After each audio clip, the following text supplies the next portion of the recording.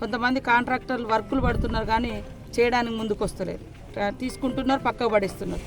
అట్లా దాదాపుగా 3-4 సంవత్సరాల నుంచి కూడా ఈ యొక్క గోదావరి కరకట్ట నిర్మాణం పెండింగ్లో ఉంది.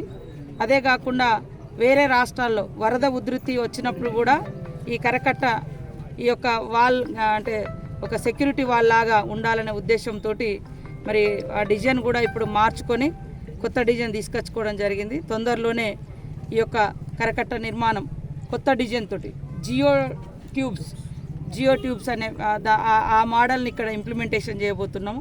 భవిష్యత్తులో కూడా ఈ ఏటునాగరం కానీ, రామన్నగూడెం కానీ, మంగపేట కానీ ఈ గ్రామాలకు ఎలాంటి ముంపు రాకుండా ఉండడం కోసం అలాంటి చర్యలు చేపడుతున్నాం. ఈరోజు ఈ వర్క్ తీసుకున్నటువంటి ఏజెన్సీ, అదేవిధంగా ఇరిగేషన్ డిపార్ట్మెంట్ తోటి నేను, కలెక్టర్ గారు, ఐటీడీఏ పీఓ గారు, ఇతర అధికారులు అందరం కూడా రివ్యూ చేస్తున్నాం. అందుకనే మార్నింగ్ నుంచి కూడా ఇదంతా పరిశీలించడం జరుగుతుంది.